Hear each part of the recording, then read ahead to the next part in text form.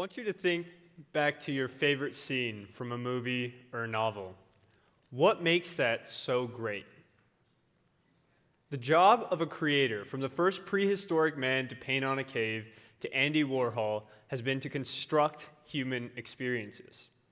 What defines the geniuses among us are those whose creations grab your attention, the kind of wonderment and captivation that keeps a child awake with a book and a flashlight under the sheets. We can feel and relate to the lonely solitude of Edgar Allan Poe, the metaphysical delirium of Dali, and even the comedic frustrations of everyday life in Seinfeld. In that sense, creative works fundamentally foster an unspoken dialogue between the creator and his or her audience. So I couldn't believe it when I read that the Washington Post had published over 850 articles in the pilot year of their robot writer, Heliograph. I couldn't fathom that an unthinking, unfeeling machine could create something to truly engage real human readers. So I decided to search further into it. So it turns out the majority of the articles written by Heliograph concerned the 2016 election cycle, and the rest covered sports and the Olympics. But perhaps what's more interesting is that the Post is not alone in its automation endeavors. Giants like Associated Press and Forbes have invested in methods known as natural language processing, which generate reports and stories automatically on data-heavy topics like sports and finance. Long story short, we are unknowingly reading thousands of stories written by bots. This begs the question, have we reached a point where machines can entirely replace human creativity? Before we answer that, let's first define what creativity means. There's a four-step process that unifies the life cycle of almost every creative concept. First, learning, the process of gathering information and knowledge. Then, phase two, ideation, the origin of a new creative concept. Followed by 3, production, going from concept to reality. And finally, 4, bringing creativity to the masses, distribution. Historically, technology has accelerated the production and distribution phases of the creative life cycle. In the 14th century, during the Renaissance, perhaps the most notable creative technology of all time came in the form of the printing press, which enabled the first widely distributed newspapers and books. The birth of modern fashion came with the 18th and 19th century industrial revolutions, which created the textile loom, cotton gin, and the first synthetic dyes. And most recently, the digital era ushered in new mediums for communication, replacing the telephone and radio with screens, our first televisions, and computer technologies such as the digital camera, software, the internet, and social media. New technologies have always preceded periods of unprecedented creative novelty in fields ranging from design and fashion to literature and marketing. And almost universally, innovation has increased access for creativity for both consumers and creators. However, the next revolution, which I call the age of automation, threatens to extinguish the last flame of human creativity. Mechanization has already started to sweep across creative endeavors.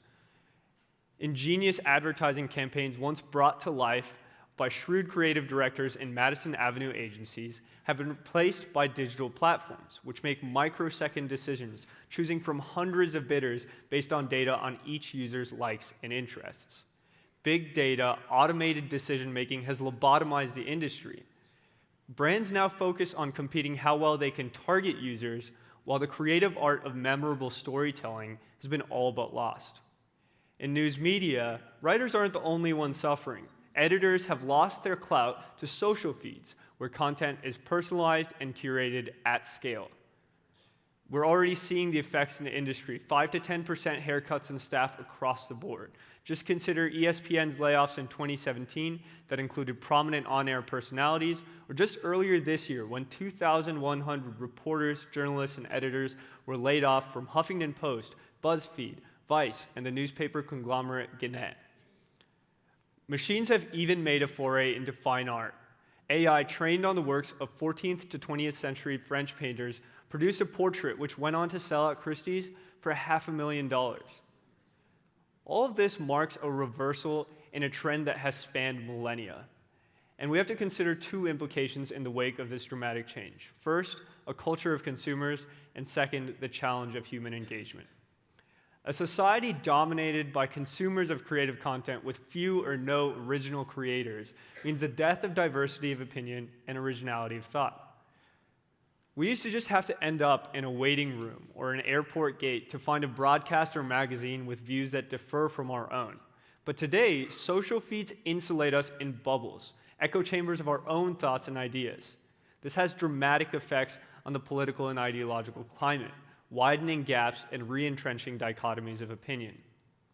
Moreover, the immediate assumption would be that removing humans from the equation would decrease bias in media. But in reality, third-party data sets being pulled by robot writers leaves a vacuum of accountability. This is how social media virtually manufactured the fake news scandal, by bringing factually incorrect but socially controversial headlines to the top of our Facebook news feeds. However, the drawbacks of automation aren't merely ethical or philosophical dilemmas. There's real, often overlooked risk-reward in business.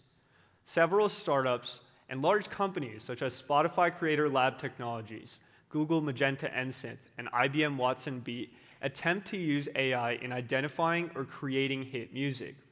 Similarly, publishers motivated by the breakout growth of Facebook and Reddit have sought to use automation strategies on sites like Huffington Post and Yahoo.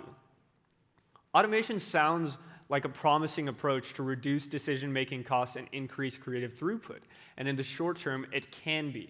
But as publishers have learned the hard way, the risk is losing human engagement and revenue in the long term. Treating AI as a panacea for all operational inefficiencies and decision-making costs has long-term consequences, and continuing to overinvest in it in such approaches can easily become tomorrow's .com or Bitcoin bubble.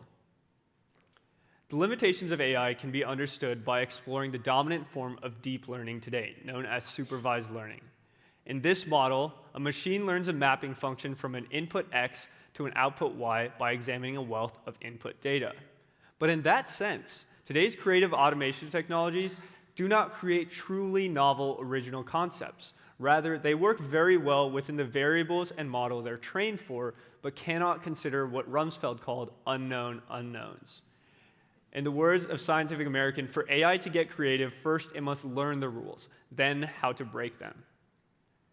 This shortcoming has been evident since a 1996 study of a joke bot called Jape, which generates puns and riddles. It uses the same technology as Forbes and Associated Press do to create their stories. And all of its results were taxonomically correct, but its comedic success was significantly improved by pairing with a human creator. For instance, here's an example of something it came up with on its own, left to its own devices. What do you call lenient shelter? A lax deduction. It's a play on words, but it isn't particularly funny. On the other hand, here's something that a human combined with a bot came up with. How's a nice girl like a chocolate birdie? They're both sweet chicks. Cute and silly, definitely funnier. Much better. At this point, it should be abundantly clear that human decision-making complemented with computer-generated suggestions is far more effective than either alone. In the words of Doug Engelbart, creator of the computer mouse, technology should not aim to replace humans, but rather to amplify human capabilities. End-to-end automation risks either having no engagement at all or having the wrong impact altogether. But at the same time, I'm not saying that augmentation entails no automation, merely implementing it in the right aspects of the creative process. Building human experiences requires human discretion. Now, there are examples of how creative distribution and production have been accelerated by automation and AI technologies. Newsrooms have used automation for image captioning, sourcing, and aggregating data from various libraries. Adobe has put out a variety of AI projects that accelerate time-consuming design tasks, such as stitching scenes and masking skies or removing discrepancies from video. IBM Watson's News Explorer uses natural language processing and sentiment analysis to extract meaning and connotation from the news, aggregating global trends.